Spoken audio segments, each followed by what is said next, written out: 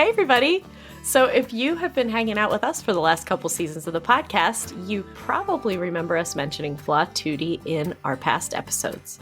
Our friend Molly Sharp, who incidentally was also a guest in season 1, started Flaututi to share her awesome duet arrangements of standard viola rep, which are great for teaching, and it has now grown into a wide-ranging catalog of one-of-a-kind resources for violists and beyond. Steph, do you remember when we played one of the duets from a holiday bundle together? Yes, it's one of my most cherished holiday memories. Aww. But actually, one of my favorites is something that all string instrumentalists would love. It's called Making Double Stops Ring, a guided exploration of just intonation.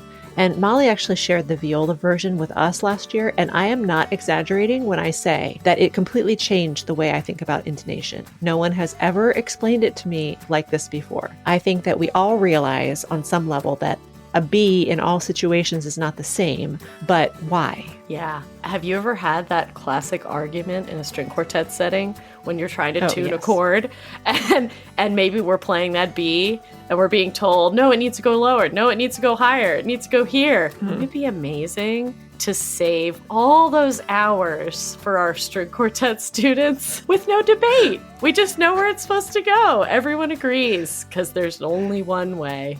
Right. You can just gift them copies of this book. Yeah, exactly. Nothing personal. Just here's a book about intonation. Well, Molly has made it easy for all of us to play in tune. So whether you play viola, violin, cello, or bass, there's a version for you. You can find this pragmatic book, viola duet arrangements of classic viola repertoire, and so much more at vlatutti.com under Marketplace, or look in this episode's show notes.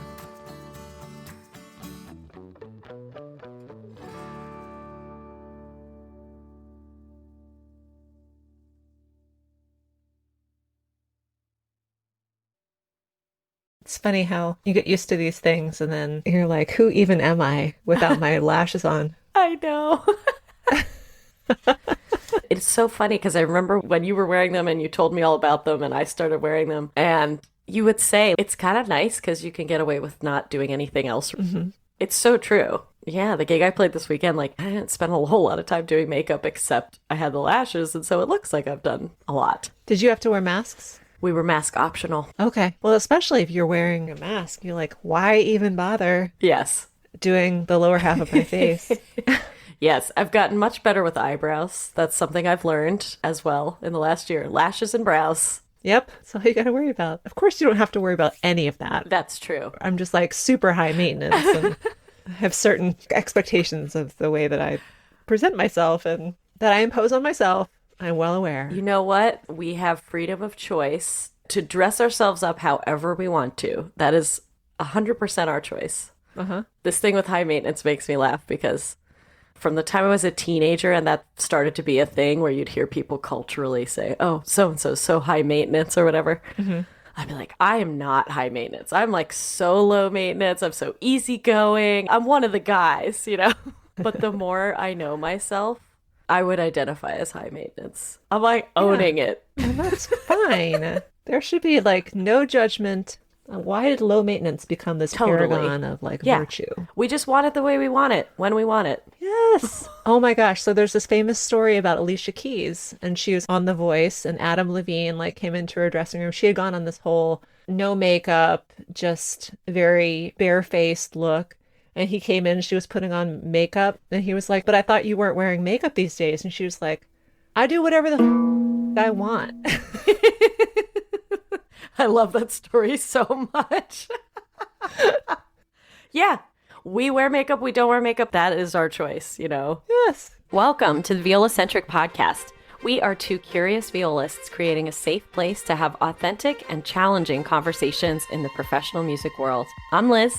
And I'm Steph. Let's jump in the deep end. It's been a very feminist few days for me. Oh, yeah. You said you were talking about patriarchy. Yes, there was a lot of exploration of the patriarchy in the last few days of my life. Also, I just feel like I'm being hit over the head because I've told you about this, but I don't think I've said it on the podcast that I started watching the morning show on Apple. Oh, yeah. I haven't started it yet. There's so many moments in there that I'm like, yes, 100% yes. And then it's all you can see. Even like microaggressions. I think we don't see them. We don't necessarily acknowledge them, but they happen. Just like someone in a position of authority admonishes you, but doesn't do the same for the guy next to you who's doing the exact same thing, or these little exercises of power over you that are just so ingrained in our culture. Yeah. And it could be really, I don't want to say distracting, but if you were to point out all of the times that someone did something kind of microaggressive, you wouldn't have time to like have any other thoughts in your brain. It's so true. It's really a fascinating thing to explore. And I spent Sunday with my very dear family friend. I've learned so much from her. And she's been in business since the 80s. She started working in 1985. She's got this sort of beautiful blend of toughness and empathy, where she doesn't get overly emotional when things are going on in business, but she does maintain real emotional intelligence with her employees, with her clients. She's brilliant in terms of being a woman in business. I can't say enough about her. But it's really interesting because she was telling me this story that recently another woman cried in a meeting. Something happened where this new guy came in who's sort of the head of everything, and he was just aggressively just going after her, asking all these questions about why this, why that, whatever. And she cried.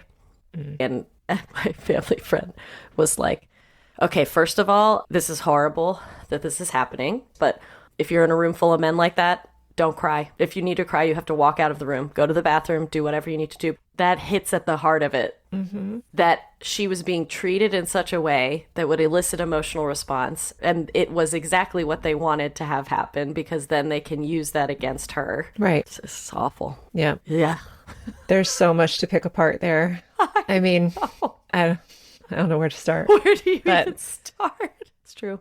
Yeah, we went into a whole conversation about emotional intelligence too, and just how undervalued it is, but how incredibly important and integral it is to evolving as human beings. Yep. And the patriarchy has no interest in that. It takes a certain amount of willingness to shift the mindset there, and I'd like to think it's happening. But there was some podcast that I just listened to that talked about emotional intelligence. I'm trying to find it real quick. Yes, please do. It's this podcast I listened to called No Stupid Questions. And the two hosts are Stephen Dubner, who's famous for Freakonomics, and Angela Duckworth, who I've mentioned several times. She wrote Grit. But anyway, they have questions that listeners submit, and they really go into a very statistical, behavioral science kind of answer to these questions. And so one of the questions is emotional intelligence really so important? And it was episode 85. But I thought it was a really great episode. They always do a good job of looking at it from a lot of different angles. Yeah. Emotions live in our body, and they are actual physical responses to something. And so to me, to not understand where they're coming from, how to understand them, it just feels like we're missing a piece of ourselves, and we're missing a way to understand other people. I haven't had a chance to read it yet, but I'm very excited to Brene Brown's Atlas of the Heart, that new book that came out, which is essentially like an encyclopedia, and she categorizes these big, I guess, life experiences that can cause these certain emotions. But I think it's in her book at the very beginning, or I heard her talk about the fact that the average person only has maybe like 5 words to describe their emotions, which is really wild to think about. And I had the hardest time with it, especially starting therapy. My therapist would ask me how something made me feel, and a lot of times I would say, I don't know. I just felt. Ellipsis. I just felt. Yes. It's such a fascinating thing. And just today I pulled up an episode of Glennon Doyle's podcast, and it's with an author named Susan Cain. Do you know this author? Yeah.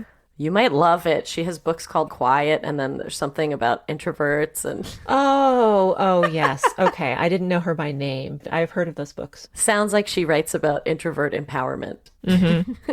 But she's recently written a book about, I think it's called Bittersweet, but it's essentially an exploration of sadness. You can't have joy without sadness. You can't have beauty without ugliness.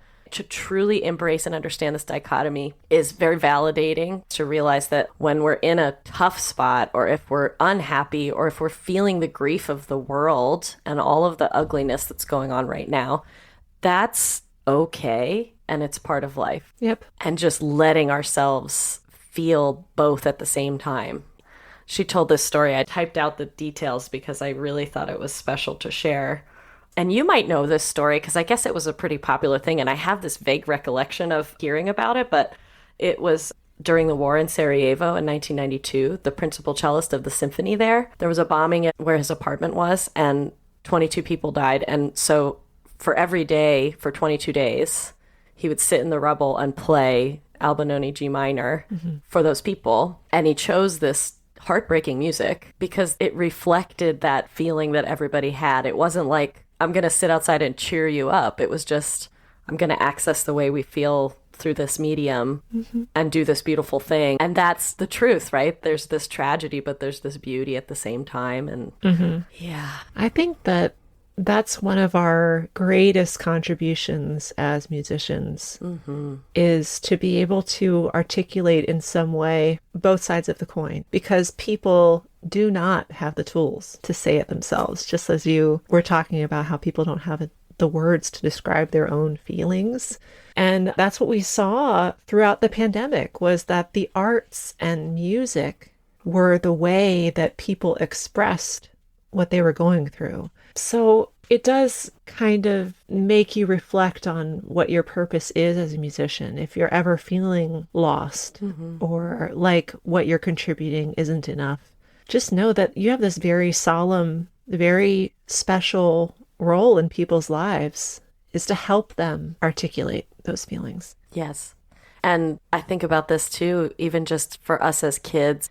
I know for sure that when I found music, I feel things so intensely and so deeply. And I'll be honest, I think my family would back me up on this. I didn't grow up with anyone understanding just how intense it was. That's what music did for me as a kid. I had an outlet then. Like, I had somewhere to put it. And that speaks to other people. Yeah, same. You know, you're triggering this memory. And when I was younger, I was a very sensitive child, and I would cry at the drop of a hat. You looked at me sideways and I would cry. And of course, you get teased for that. Yep. As a child, you get called a crybaby. You know, people don't understand that. And I think that was a huge, huge reason why I became so bottled up and didn't learn how to express my feelings until I went to therapy. Because I had been like, oh, well, emotions like this aren't something that you display. You need to tamp that down, friend. You need to bottle that up, because people are going to make fun of you for being sensitive like that. Yeah. And no one knew how to talk to me about it when I was a kid. And so I had to learn how to feel again. Isn't that crazy? Well, I think societally, it's not acceptable for people to wear their hearts on their sleeves. Honestly, when I think about my dad especially, I don't know how many times I grew up hearing the phrase, stop being so sensitive, or don't be so sensitive, or you're being so sensitive, like those things over and over again. I think there was a little frustration, of course, but I think that in some ways it was a protectiveness too, because it's like, if you can't toughen up, how are you going to live out here in this world? You're going to get eaten alive, you know? And I can understand where that came from. We started this talking about my friend literally telling her colleague, don't ever cry again in a meeting. But I'm so grateful also for therapy. I'm with you on that, because I would say that I suppress in different ways. I don't know that anyone would describe me ever as having bottled things up, but I certainly found ways to escape, and still do. I know that about myself. And just knowing that, it's okay for me to be a little more extreme. Yeah. Than other people. It's fine. That's who I am. Yep. It's just who I am. Yep. Love it or hate it. It doesn't matter to me anymore. Good for you. I love it. I'm here for it. Well, thanks, girl. It's good to sit down and talk. We haven't done this in a hot second. I know. It's really good. It's fun. It's crazy to think that our season is winding down, though. I know. This is our last guest of the season. But it's a good one. It's a really good one. We had such a great time talking with Carol yesterday. Yeah. Oh, She's great. so great. She's like, it seems like a perfect mixture to be a teacher of personality traits because she's so empathetic and so in touch with her feelings and feeling her feelings and how that impacts her physical body. But also, here's how to nurture my students and make sure that they are growing to their full potential. Yes, and an environment of collaboration, an environment of support among her students. We talked a little bit about the one and only Karen Tuttle, who was such an influence in the viola world that you see that influence in the major universities and orchestras all around the country, and the world, really. And also just speaking of emotional intelligence and feminism, this woman like pioneering the way for these beautiful souls to come forward and do this work. And Carol is really a great example of that. But I also love that Carol pointed out that there's this community of Karen Tuttle disciples out there, but that all of them are wildly different. She mentions that the best work you can do to be a great musician after you get the technique down is to just work on yourself, know yourself inside and out. That's how you get there. She's been all over the world teaching and playing, and so has seen a lot of differences in our field based on what continent you're on. So that was super interesting to hear too. I think that you're going to take a lot from this conversation, but let us know what you think. Enjoy this conversation with Carol Rodland. As you know by now, we are thrilled to be sponsored by the Artgrest. They're a small business based in Rochester, New York, and one that we are proud to support.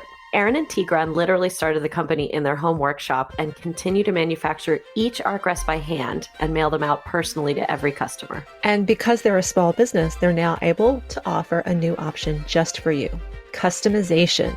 Now you can get your new Artgrest base with a favorite color, a pattern, or even a photo to make it unique to you. Yes, imagine a family or pet photo, your favorite sports team's colors, or your orchestra's logo on your Artgrest. Head over to our Instagram for a photo of our own customized bases. And you can also visit theartgrest.com to see some more examples. Really, the possibilities are endless. And you can feel confident knowing that your purchase is supporting the actual people who design and will be making your new shoulder pad with their own hands. Find their products at theartgrest.com. That's TheArcrest.com. We are all busy, especially those of us who teach music. We give everything to ensure our students' abilities and love of music are always growing and developing. We want to make sure each one has the right setup and instrument, but we barely have enough time to practice for ourselves sometimes. That's where Potter Violins can come in. Their sales team and technicians are also players and experts on all string things. You can send your students to try instruments, get properly sized, have their current instruments adjusted, or to pick out a new bow or other string accessory. You can have total confidence that they'll be taken care of. Potters will even ship what your students need anywhere in the United States. So take one thing off your plate and send your students over to Potter Violins, no matter what they need. And Potter Violins loves teachers so much, they want to offer you a 10% teacher's discount because you deserve it. Visit their flagship location in Tacoma Park, Maryland, their rental location in Gaithersburg, Maryland, or shop online from anywhere at potterviolins.com.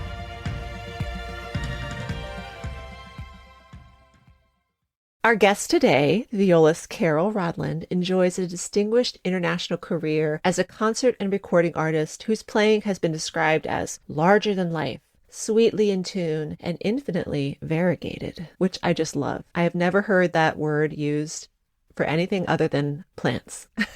It's fantastic. Ms. Rodland is also a much sought-after teacher. She's currently professor of viola and chamber music at the Julliard School, where she herself studied with the incomparable Karen Tuttle. Ms. Rodland has also taken her music into the community, founding If Music Be the Food, an all-volunteer concert series that brings awareness to the problem of hunger in the local community. And there are so many accolades that I could not fit in here, but just know that Carol is kind of a big deal in the Violaverse, and that we are thrilled to welcome you here today. So thank you so much for making time for us. Welcome. Thanks so much for having me. I love that term viola-verse. I've never heard that before. I love that. TM. I'm going to leave. Yep. May I borrow it? I'll give you credit. Yeah. Absolutely. Stephanie just shared with me earlier that she has also been to a Karen Tuttle workshop. I had the great fortune of attending the virtual workshop in 2020 when you all went online. I was so grateful for that experience because I had never been to one. And once it was offered virtually and I wasn't freelancing, so I wasn't gigging, I was able to attend. And it was so impactful. So I bought the book that you had just come out with. For those who don't know, it's called The Karen Tuttle Legacy, and it's essentially a resource and guide for violists that was written in collaboration with several of you, her proteges. And you wrote the intro about Karen, and something you described was that if something rang true for her, it was an enthusiastic yes. But if she had a gut feeling that it was unnatural or unhealthy or painful, it was wrong and it was a no. So I guess that's a really good place to start, is to just talk about how intuition led her path and how that experience translates to your own teaching and the way you play, because I know you found her at a time where something was wrong for you and you needed that guidance. Yeah, it was definitely divine intervention, in my opinion, because I was in Aspen. It was my freshman year at Julliard, and I was on one of the fellowships, and I had, of course, had to play a lot of orchestra. And I had various injuries. I was a violinist before I switched to viola. I was a switch hitter for a while, and I'm not the largest person. I have kind of small hands, and I played pretty well as a teenager. I had quite a lot of success. Nobody ever really told me that I might have to actually play the instrument differently for reasons of health. They're like, oh, it sounds great. And, you're a passionate, teenage kid, and you just give everything you have. And, I was just basically playing it like I played the violin. And over time, as I went to college, as often happens, you start playing even more hours when you go to music school. And it was just so painful to play. And I was in kind of a crisis. And I went to Aspen that summer, and I sort of said, okay, either something has to give, so I have to change, or I love writing. I'm just going to go to Swarthmore or Yale and be an English major. And I was really close to doing it, but I took a year off of school. And I actually, that summer in Aspen, within a week, Jeff and Lynn Irvine were there, and I met them. And they said, Karen Tuttle's coming to Julliard. You have to meet her. So I wrote her a letter. She wrote back to me. I still have it. The most beautiful letter. She'd never met me, but I guess she knew who I was. Here I am, 18. And she wrote me this beautiful letter, and she said, I am sorry you are having so much, she used the word travail, which I never forgot. It was just so in her beautiful spidery handwriting. And she just said, let's meet when we get to New York at the beginning of September and play for me, and we'll figure this out. And I thought, I've never met this one, but I just believed her. Yeah. And then that same week in Aspen, I went to this wonderful singing teacher who ran meditation classes, Irene Gebrud. Went to her class, and I happened to be wearing a St. Olaf College sweatshirt where my sister teaches now. And Irene saw me out of this room of a couple hundred people, and she's like, come talk to me. This was the same week that I wrote to the Karen Tuttle letter and got the answer. And Irene said, are you okay? And I went to St. Olaf. That's why I brought you in here. And I said, well, actually, I'm trying to decide if I'm going to quit. And she said, before you do, my friend's coming to visit me this week. She's a Feldenkrais practitioner and a healer, and she's coming to visit and do some classes. And that's when I met Forestine Paulet. So basically, when I got to New York in September, I started my lessons and sessions with Forestine. I started my lessons with Karen Tuttle, and it took a good year or so, but I completely had to change everything that I did. And it saved my life. Those two women saved my life. I met them in the same week, so it was meant to be. That's amazing. And what was so amazing with Karen was that everything that I would be learning in my Feldenkrais sessions with Forestine, I'd come into a lesson and Karen would say the same thing. She just didn't know what anything was called. And it was the most amazing correlation. Yes. Must be so intuitive. She was brilliant. When I first played for her, she just, because I was doing this with all the intensity, and she just put her hand on my head, went like that. And she said, if you fix those things, sweetheart, you'll be fine. That's what she said. And I looked at her, and nobody had ever said anything like that to me before. And I believed her, because you couldn't not, because she had this really loving but totally intense presence. And I thought, okay, I'll do what you say. I trusted her right away. And she just really supported me through this really difficult time and loved me through it, believed in me through it. even talked to my parents. It was amazing. Wow. Hard work, lots of very difficult hard work, but so worth it. When I finished my degree with her, she said, now your next step, you have to go study with Kimmy. She called her Kimmy. And I had wanted to study in Europe anyway, and then Kim moved to Freiburg, so it was like perfect. And I got a Fulbright grant. And then I went to study with Kim, Kashkashian, for 2 years, which was also just life-saving and amazing and wonderful. But then I had the unique opportunity after my graduate work with Kim to go back to New York, and I did an American master's at Julliard, but I was able to be Karen Tuttle's assistant after being away from her for a few years and studying with Kim. And I'm sure I was just a big pain in the neck. I know I was. I wish I could apologize to her now. It was just amazing to be able to really be under her mentorship for teaching. And she gave me free rein to try everything out. And then if something wasn't the way she thought it should be, or if I had a question, I could always go ask her. So I really got kind of teacher training there from her. And then I had the opportunity, my first job was in Berlin at the Hans Eisler Hochschule. Kim asked me to come with her for the first year when she moved there. So I got to learn to be her assistant for a year before. So I got to just have perspective from both after a break from both. Yeah. And then that helped me to develop my own way of doing things. But I'm just eternally and forever grateful to both of them. It's amazing to think about. I know in the foreword you write about Karen that you describe her as a mentor and a second mom and a great friend. And to have that kind of relationship with a teacher and to have it in so many phases of your growth as a musician and as a teacher is a big deal. And of course with Kim too. It must have been incredible to be learning from the two of them in those ways where there's overlap because Kim studied with Karen as well, but they also were carving out their own path. The 6 degrees of separation of Karen Tuttle amazed me. You know, it's just like we are all one. We are.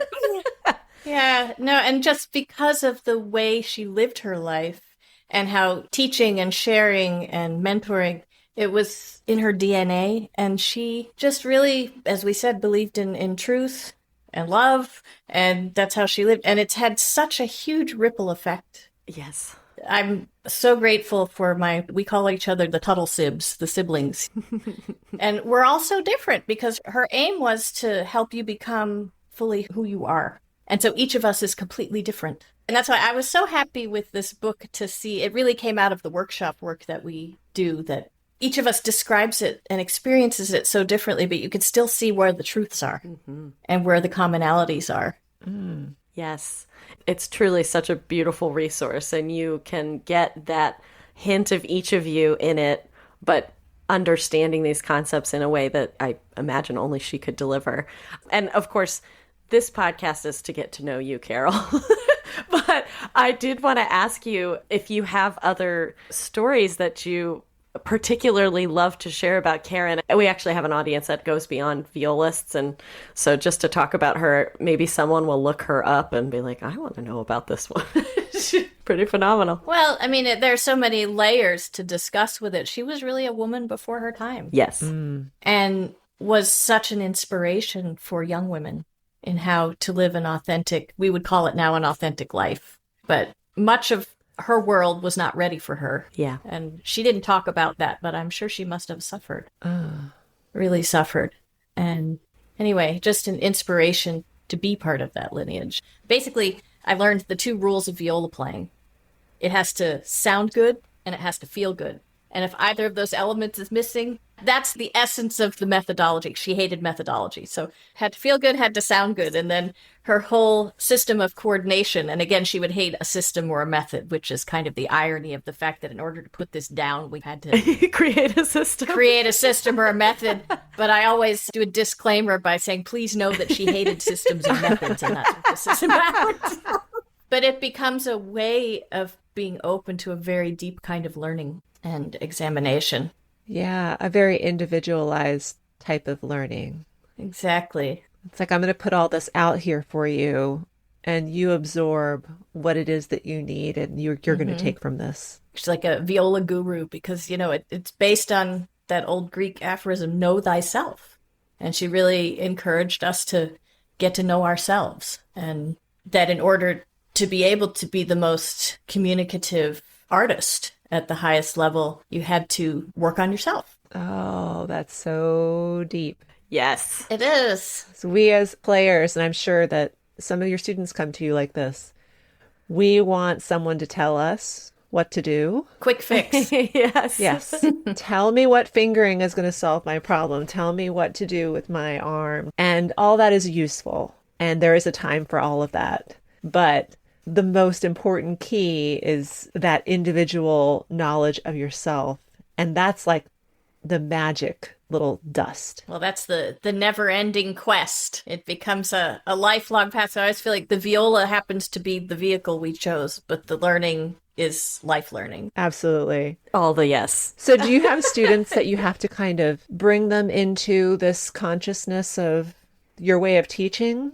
I think at this point, since I've been doing it for 25 years, people who want to do it are the ones who tend to come to me. Yeah. They know what they're in for. Well, and if they don't, they figure it out fast. But most of them now, they've done their homework and they know what they want. And I think there's a time in everybody's life for a different kind of guide. And I believe when you're open, you find your people. I mean, my own story is case in point, but Yeah. I find that with these wonderful students that I have, they're so open and they want to come and they learn and they come at different phases. Some people come to me because they are injured and they need rehab help. Some people come because they heard that sound. They just want that sound, all different reasons that they come. Yeah.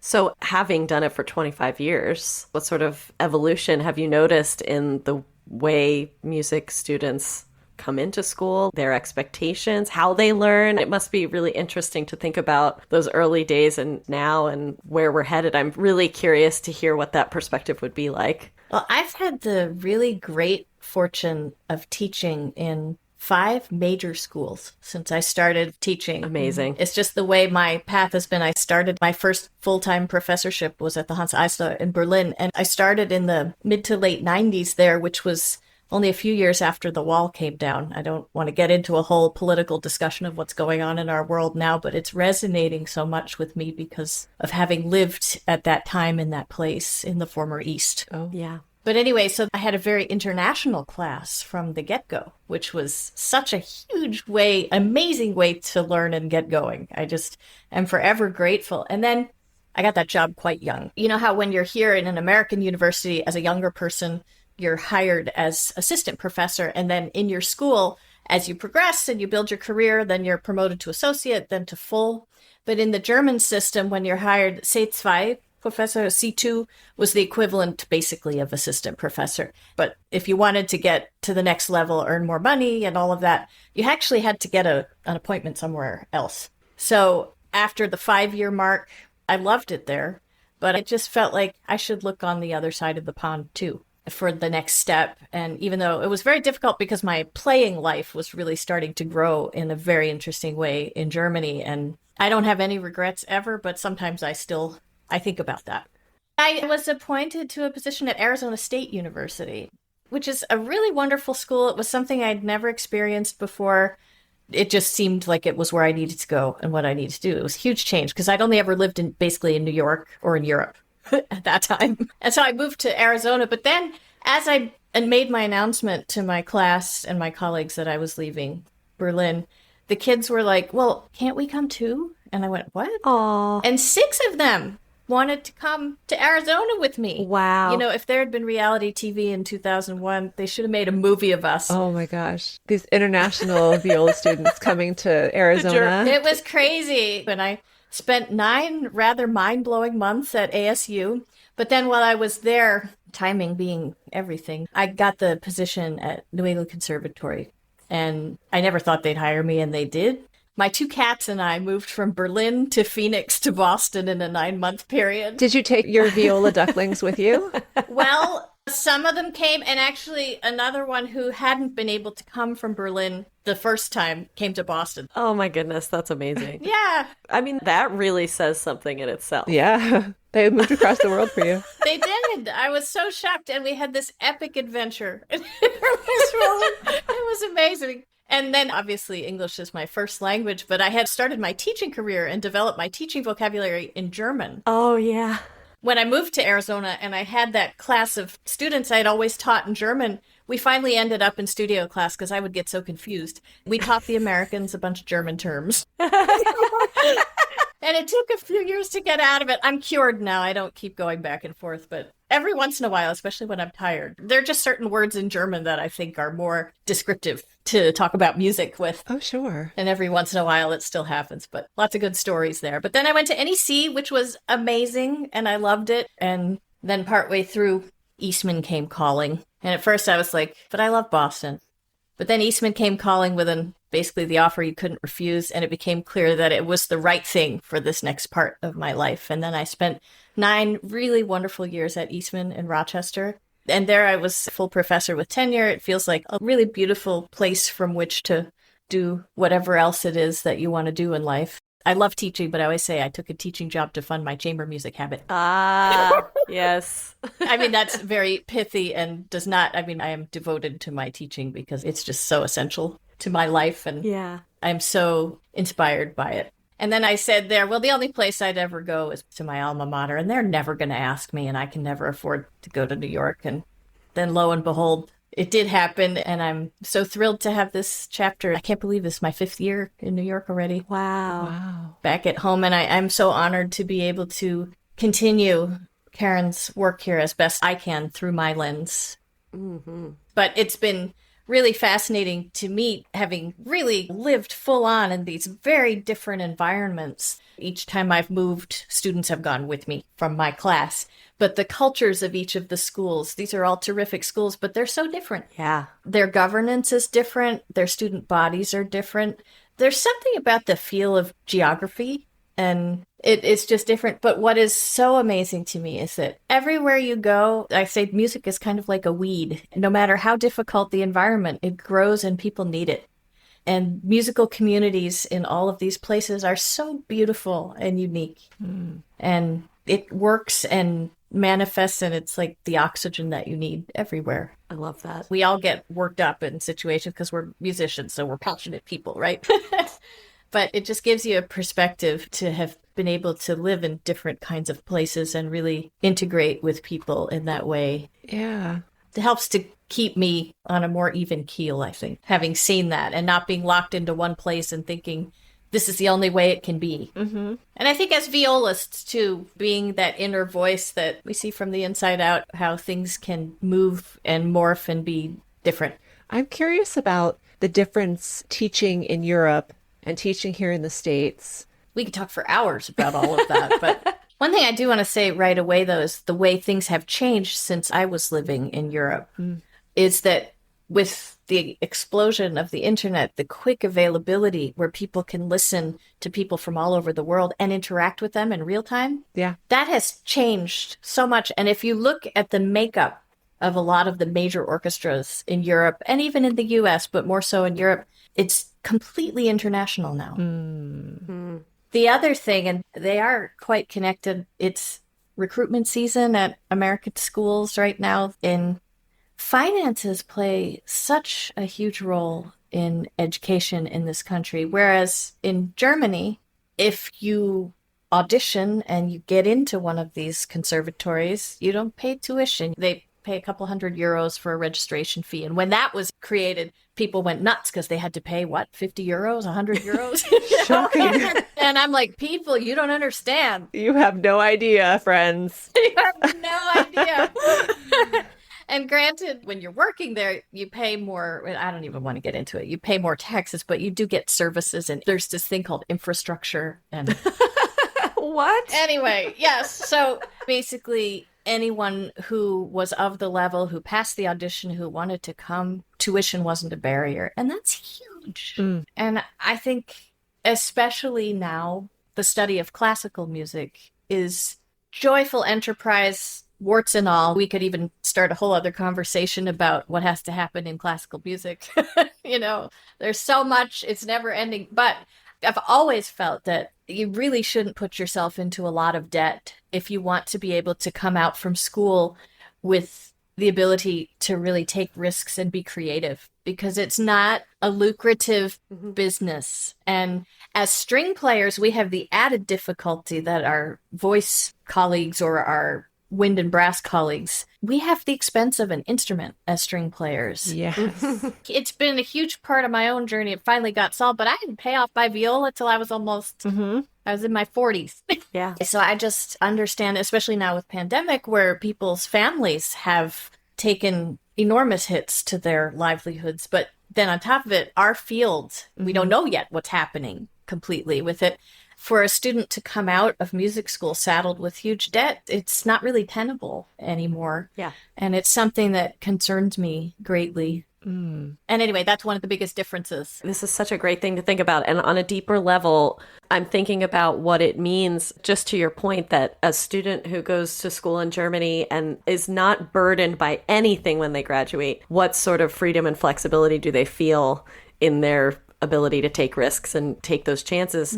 That it's not just the practical aspect of debt, it's that underlying sense of empowerment or freedom that we don't have. It's freedom, because in 6 months, you don't have to start paying this back the same way. Yeah. There are my school can help people wonderfully. There are places people can go in the U.S. where they get beautiful support too. And people are in the administrations of our schools are working really hard to try to make that happen. But I sort of feel like it's time for the billionaires to cough it up. I'm so glad you brought it up, because this isn't something we've touched on at all, but just to put the open-ended question out there of how can it be different, and just start planting those seeds, because you're right. There are many reasons why it doesn't need to be as expensive for people to get a college education. And that's not just related to music, but particularly with something like music, where it's a creative endeavor. But on the other hand, as I said, I've loved all of my schools, but there is that old adage, in some senses, you do get what you pay for. One of the things I love about Julliard, about Eastman, NEC, is the infrastructure in the schools with these wonderful administrative people. There's so many wonderful student services and career services and things that you don't get in a German Hochschule for support. There's career support, there's actual psychological support, there's physical therapy support, there's support of the person, there's living community, which is not the same. You don't have a dormitory situation where people live together and grow together. So I was always grateful that I had both experiences myself. And there are things that you can't get here that you can get there, but there are really things about the growth of the person. That's one of the great things that higher education does in this country. And that's why people from all over the world come here to study. So it's both, and nothing comes without a cost. Costs money to do that. So I don't pretend to have the answers, but I just always worry about students and debt. Yeah. That's such a great point. And also getting into the systems that are in place in American schools and what a music performance degree means depending on where you go to school and all of those other things. These are really interesting things to consider. I have colleagues who teach in very, very small music programs within private universities in the middle of a state somewhere, and they're asking questions like, what does it mean for a student to get a music performance degree from this place? Well, I'm really glad you brought that up, because I know from my own experience, and this is the constant struggle with management versus the artists that goes on in our orchestras and things. It's that you can't put a price tag on what learning is, or liberal arts education in general. It's not about you'll train for this and then you'll get this big paying job. No, it's about learning how to think. It's about learning how to be, and you can't quantify that the same way. But it is invaluable, and you have to educate the person, and it can't just be about vocational school. That's important too. You need to educate thinking, feeling people, which is why I think a degree in music, the way that you know this from playing an instrument, the way you have to look and learn and be in yourself and wrestle with yourself to do anything at the highest level, you have to be willing to go to the mat with yourself. And what you get, of course, when you think you're never going to get out of it, but then once you do, you're just a much more effective member of society. And so I think an undergraduate degree in music, I'm more and more convinced it just helps to grow more thinking, feeling, intuitive people who are collaborators. I went to Julliard pre-college before I went to college. I have so many of those friends. Yes, some of them are very prominent musicians, and some of them are great doctors, great lawyers, great professors of whatever. But the study at the highest level of learning how to play an instrument and learning like chamber music. Don't get me started on I love chamber music and what it teaches us, and playing an orchestra, what it teaches us, mind, body, and spirit. Mm-hmm. Sports are great too, and teamwork with that. Yeah. But music, nothing makes you deal with your soul that way through the physicality of it. Yeah, it's a sustained effort that you have to do. It's this tenacity, this willingness to go on even when you're not having success. And I think that music is a great proving ground for that. You've learned this skill, this trait that will translate to almost anything that you do. Absolutely. Yeah. And I'm more and more convinced of it as we live in this society where people are constantly yelling at each other and not listening. Yes. Musicians learn how to listen. We have to listen to each other if we're going to survive as a species. And we have to know that sometimes you have to sublimate your own needs for the needs of someone else. Like in chamber music, again, sometimes you really have to get out of the way so that something else that's more important than you in that moment can come through. Obviously, I'm preaching to the choir here, but I just think music will save us all if we let it. I think it's so important for anyone who's listening to the conversation. As an educator in music, you have so many opportunities to encourage that sense of self and the understanding of how it applies into all parts of your life. As fellow musicians, we have a lot of adult learners who listen, and it's not necessarily their career path, but just how your enthusiasm for music translates into other places of your life. It's such a great, great point. I actually took off my refrigerator my favorite Martha Graham quote, if I may read it to you. Yes, please. Gee, I'm sure everybody knows it, but I keep this with me. I have it hanging in my studio. I have it on my refrigerator. This is Martha Graham to Agnes DeMille. There's a vitality, a life force, a quickening that is translated through you into action. And because there's only one of you in all time, this expression is unique. If you block it, it will never exist through any other medium and be lost. The world will not have it. It is not your business to determine how good it is, nor how valuable it is, nor how it compares with other expressions. It is your business to keep it yours clearly and directly, to keep the channel open. You do not even have to believe in yourself or your work. You have to keep open and aware directly to the urges that motivate you. Keep the channel open. No artist is pleased. There is no satisfaction whatever at any time. There is only a queer, divine dissatisfaction, a blessed unrest that keeps us marching and makes us more alive than the others. And I have always loved that quote and found it inspiring. And I really do truly believe every voice has value. And this is through my work with Karen Tuttle, with Feldenkrais, with my Pilates training, all that stuff. Get out of your own way so that the voice can flow through. That being said, if you want to play at the very highest level, it does take the hours. Right. It's a marathon, not a sprint. Yeah. And different people need different amounts. And different people have certain kinds of ways of managing that. Time management is huge because as string players, we have to play in tune. It's not negotiable. I always say the three things that have to be there before anyone will really pay attention and take you seriously. You have to play in tune, you have to have great rhythm, and you have to have a beautiful sound that is compelling. And those three things are the athletic side of our endeavor. I talk about the basics a lot. My students roll their eyes after a certain point, but it's like, if you're not keeping the basics in shape, honey, you're not going to be, that was Karen Tuttle. She'd say, sweetheart or honey. I was just going to say, that sounded like a Karen voice. Yeah, I'm channeling her. And I'd wag my finger. You do have to do it. And there's no shortcut. And I have to say, we were talking before the recording was going that I had a really terrible accident and broke my shoulder. Fortunately, after surgery, amazing doctors and I have a whole team of people managing the CAROL situation to help me get through this. CAROL situation. CAROL situation. It's like managing me. But I'm obviously the main manager for this. If I didn't know how to address all of my little basics as I'm building back up into my playing, I have to be really careful. I have to really go with the clock as I build the strength back from this injury. And so I have to know exactly what I'm doing. And I'm so grateful that all of my years of all of these wonderful teachers that I've had and my own exploration. Like, I really love Dunas. Dunas helps me a lot. And so I make my students do a lot of Dunas. And I put my favorite viola adaptations in the Tuttle book because this guy was such a genius. He pinpointed I call them the little dusty corners of technique. I don't think all of them translate directly to viola well, but the ones that do, they get you in shape so fast. So I'm very grateful that I can address all the little corners of the basics, get things built back up as I'm working through this process myself. Yeah, and that firsthand experience is really so key to be able to help your students too. Absolutely. No, that's why I remember when I went through that first crisis where I met Karen and Forrestine and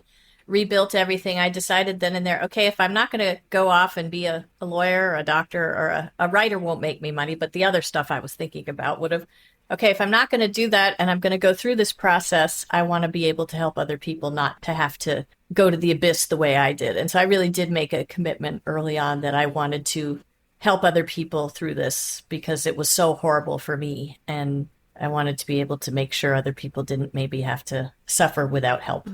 Do you find that students who struggle with something that's causing them pain in their playing find you? Yeah, sometimes they do. Yeah. I also find, I know this was true for me, I think I had to use an overused term, hit rock bottom, because I was playing at a pretty high level and I wasn't going to stop unless I had to stop. Yep. My body made me stop and redo it. And this is the thing that's so amazing to me, is that by learning how to play in this way that Karen and all my Feldenkrais work and Kim, that they helped me do, it actually just sounds even better.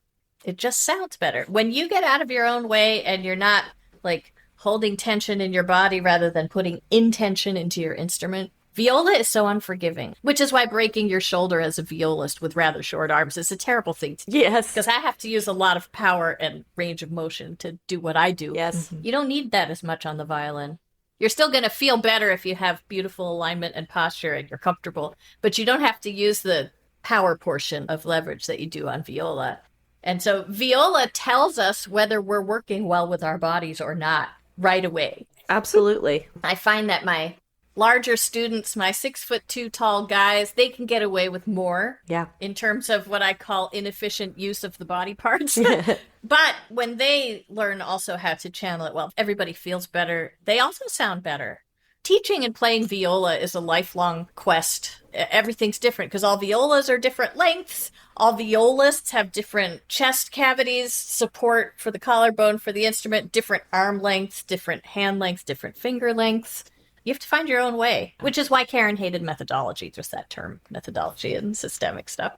But that's also what makes teaching viola fun, because nobody's lesson is the same. Yes. I actually have, you can't see it, but there's that picture up above my bookshelf is when I left NEC to go to Eastman, my students took this beautiful picture in front of Williams Hall there. And I think Tiffany might even be in that picture. I'll have to look. But anyway, what they did was they decided each of them was going to sign the picture with a Rodlandism. Oh, that's awesome. And then as they did it, they were all so shocked at they didn't have the same thing. And that's when I thought, I did my job. So I keep that picture up there. I love remembering those wonderful students. I do try to really, in the moment with the person in front of me, help them through whatever it is. I have a long view for their course of study, but I also want to make sure in that moment that we're trying to get at whatever is going on in this moment that needs help. You mentioned one of the things that was important to Karen, and I would imagine it sounds like is similar for you, is the idea of creating a studio that's supportive of each other. Absolutely. That your colleagues, you lift each other up, and that cutthroat competition, there's no place for that in your studio. No, there's no time for that. But a little healthy competition to be inspired by someone. Yes. Oh, they're doing, and they didn't sound like that before. Ooh, look at what's happening. And there's people at all different stages doing things. And I really do. I encourage my students to play for each other. And I know that they do. And I know how important it was for me in all of my studies to have a really wonderful pack of support in my studio. Yeah, I imagine they learn so much from each other too. So absolutely. You're creating the environment for them to then share their exchange of ideas, their learning experiences, everything else. I think just the funnel of the way we're educated in America, where we have competitions, the point is to get first. And I think even in the viola world, there are a lot of places where that still is sort of ingrained, and it takes conscious work to help people release that. And it's very, very difficult. Again, our field is brutal that way. Yes. And it makes you think in that moment, oh my gosh, I'm not good enough. No, that's not actually true. That's what I always say to people. If you're going to do a competition,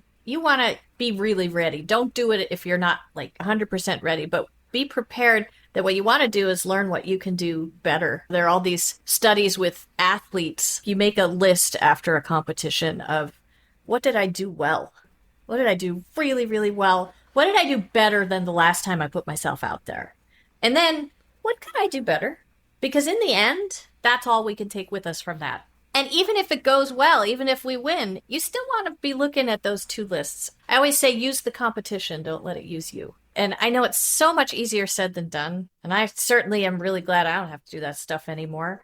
But it makes you better because it helps to have a goal. It helps to really have to prepare a large body of repertoire to a very high level. It changes your playing going through that process. But you have to make sure you prepare adequately so that psychologically, physically, musically, emotionally, that you don't put yourself at risk unnecessarily. You know, Bartok said competitions are for horses, not for people, and he's totally right. When we really play and open ourselves up, we're putting our vulnerability of our personhood on the line. Yes. And if you're not psychologically prepared for that too, it can be dangerous. And so I'm quite protective about that. I'm very glad you said that it can be dangerous psychologically. Yes. I think that gets left out of the conversation, at least at the high school level, I think. Yeah. I don't know that it's as prevalent, and it could make a big difference in how people approach training their students for those things. Yeah. You also have to have great courage to do what we do. And it takes great courage to open your heart, your emotions, to put yourself out there. And of course it hurts when they don't choose you. But again, if you're really working from that place of groundedness and inner strength, then after you've done your stressing and, you know, oh, that was awful, then you look at your lists. Okay, what did I do well? I'm sure you did something well or you would not have gotten there. What could you do better for the next time? Because in the end, that's all you can do. So you have to take a little recovery time after something like that. Then you have to get back in there, get back on the horse, and get back to work. That's how I see it. And then it becomes useful. And then when it goes your way, hallelujah, that's great. But I feel it's really important that people don't put themselves in competitions or on stage or in auditions unless they've done their best preparation. But then this is the flip side. As classical musicians, like the whole perfectionism idea. This week is the pre-jury week at Julliard. And so we've flipped the work in the studio over the last couple of weeks where you have to do your basics a little bit every day, but you also have to practice performing. And when you do your basics, when you do your skill sets, I always say to them, you do want to be really mindful. You want to make sure you know exactly how to do that little thing that you're trying to do. But then when you're getting ready to perform, you also have to practice that because it's a different part of the brain that you're using. And you have to practice communicating. You have to practice not being bothered by the little blemish. I was actually talking to one of my students about that ability to not trash the next three phrases because you missed a shift or you played something not. And that it's so hard. You have to practice that because we have these hypersensitive, alert ears, which we need in order to continue to grow and get better. We will never be good enough. But in the moment, we will be where we are 100% our best selves in that moment. Both things have to be practiced, and it takes a different kind of mindset. I really encourage in my studio that we're open and we're talking about all of these things as they come. Performance anxiety, it can't be like this dark and dingy corner that nobody talks about because everybody experiences it. And if you objectify it, it doesn't have the same hold over you. And you have to learn how to deal with it. And that goes back to the know thyself. Like for each of us, it manifests itself differently. We have different problems when we get that adrenaline flowing. And if we work with it, then it doesn't have to be a scary thing. It can actually give us that extra edge. And it certainly doesn't mean we're always going to be successful. We're just not going to have our best day sometimes. And learning how to forgive yourself and again go back to the list of what did I do well, what needs work. Yeah, no single performance is an endpoint. No, it's It's the beginning in many ways. And part of the problem is we grew up listening to some highly edited recordings. Go listen to live recordings of the old people when they couldn't edit. Ah, that's so good. You're right. You know, I'm totally honest. Some of my recordings that I'm most proud of, we spliced and diced, you know? Well, and now they have the little dials. You can just, was that note a little flat? Yeah, just. It's not music making. Right. You can't compare yourself to those things. Can't do it. Yeah. Nor should you. It's not something to aspire to. Yeah. Agreed. So one of the things that you started many years ago, in I guess 2009, was the If Music Be the Food. Mm-hmm. Could you talk about why you started this, what you do, and the impact that it's had in your life and in the communities that you touch with this beautiful organization? Well, I had the most amazing parents and community that I grew up in. And my parents ran a huge music program, basically like a school within a church. And that idea I learned from when I could breathe and talk. I think I was singing before I was talking. That everybody's voice has value, and also just the power of music to bring people together and to heal and to help. And so I've always felt that mission aspect of the power of the arts for making us together better than what we are by ourselves, and what we can do to make our communities better. Food insecurity is something I've been passionate about also since childhood, because the wife of my mother's organ teacher from Bucknell did a lot of work with the food pantry in Lewisburg, Pennsylvania. And when I would visit them when I was little, she'd have me help.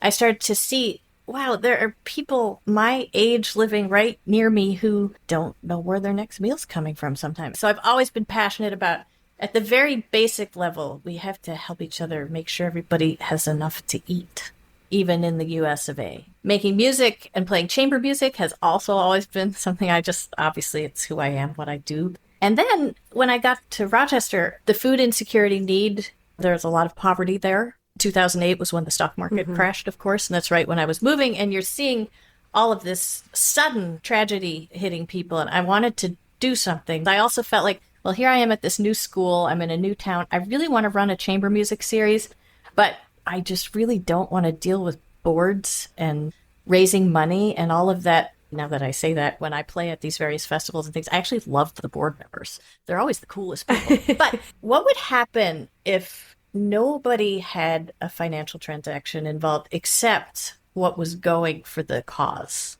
What would happen if nobody got paid, if nobody's donation entitled them to anything? What happens if all of that's taken out, and if people only give what they want to give when they want to give it because they want to? The rules for If Music Be the Food, when I came up with it, has to be joyful giving, where we all just want to create this thing together. So it's about nourishment. People need to hear the music. I don't want to have a barrier with people having to buy tickets. People can come if they can't pay anything. They come because they want to be fed with the music. But then we're also coming together to help people with physical nourishment too. So it has spiritual and physical nourishment with no price tag and obligation attached. And then the third element of it, besides the chamber music and the food insecurity, was that I wanted a place where students could play with us, with the grown-ups. Oh, Nice. Which is not a new idea, because it's happened everywhere. There just wasn't anything in place at Eastman of that level when I got there. And I thought if you take the finances out of it, then everybody can be part of it. Basically, I see myself as a volunteer coordinator, where I provide the opportunity. And then I would have basically 3 acts on a concert, and I'd have a point person in charge of whatever they wanted to do with that act. So we'd have these amazing potpourri concerts with, one time we had the Eastman Rochester Chorus came and sang.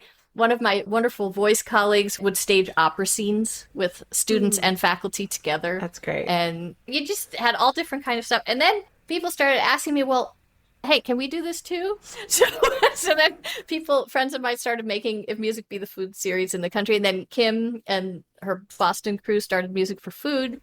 And it's just a way that we can all come together and try to do something in our communities that needs help. And I'm not saying people should always play for free, because of course we need to also keep our business going, but it's just something separate that we can all do in our own ways. And it's not new in the sense that musicians have always been central to donating performances to help causes, of course. So it's not a new idea. It's just with the little chamber music educational bent. That's wonderful. If someone wants to have an If Music Be the Food concert series in their area, wants to put it together, what do they do? Well, they can go to the website and they can send me an email, and I have a little document that I send people of what the parameters are. It's an honesty system. Yeah. The only money that exchanges hands is what goes directly to the food bank. So you have to find a partner. You have to find a partnering food bank. I love to have the representative from that food bank come to the concert to talk to the audiences. Okay. Nowadays, they will set up a direct donation link. So you don't even have to touch any money because people can just donate online or bring their food to the venue. And then you have to have a venue and a place where they won't pay rent because, again, there's no money here. Yeah. So they have to be on the mission too. So they understand that nobody will be paid for anything. There's no fee for anything. That's really the rule. So if you're a musician who wants to do this, you just want to make sure that people are happy. Nobody feels put upon. That's a rule that I made. It has to be joyful giving. People have to play stuff that they want to play. Our website, I will add you to that. And with social media, with the Facebook page and stuff, we can all do that. It doesn't cost anything. Right. That's great. And you can get an email list so you don't have to kill trees and waste paper sending out mailings and things. Yeah. So it's environmentally friendly as well. I see it that way. Yeah, that's wonderful. I'm just envisioning possibilities in my own mind, and I would imagine that there will be people listening who will start to get ideas in their own head, so maybe you'll get some emails. Yeah, but it's also, I think, what issue are you passionate about? Where do you want to help? Right. And what are your gifts? There's so much need in our world that you can be so overwhelmed by, I am just little old me, I can't possibly do anything, but we got to get in there and we got to try. And I have to say, If Music Be the Food has taught me so much, and I'm so grateful. It's not nothing, actually, that we can come together and do this thing together. And over, what is this, 13 years, 14 years now, it has this ripple effect in ways you can't even see, that it gets people thinking about, well, what can I do? What can we do? It's not I, it's we.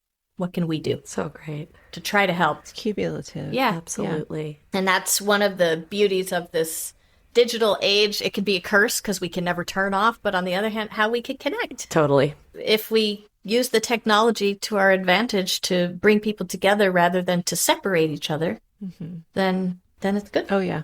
It's always a choice, isn't it? Yes. I choose to be grateful. Yes. It's a choice. So much to be grateful for sure. It is a choice. Harder some days, some parts of some days than others, but it is a choice. Totally The perspective is great. This has been so wonderful, Carol. Thank you so much for talking with us today. Thanks for having me. Pleasure. Great to meet you guys. It's great to meet you. It's just been such a beautiful conversation. So many insights, and it's just lovely to get to know you in this way. Thanks for having me. Thank you so much for listening today. And thanks also to our Season 2 sponsors, Arkrest and Potter Violin. Another thanks to Alto Clef Gifts, where you can purchase viola-centric shirts and mugs and a variety of other fun items featuring our beloved Alto Clef. The viola-centric theme music was written and produced by JP Wogeman and is performed by Steph and myself. You can support our future episodes by supporting our sponsors through our PayPal link or Venmo, and by rating and reviewing us on Apple Podcasts. And please consider sharing your favorite episodes with your music-loving friends. Thanks again for listening. Let's talk soon.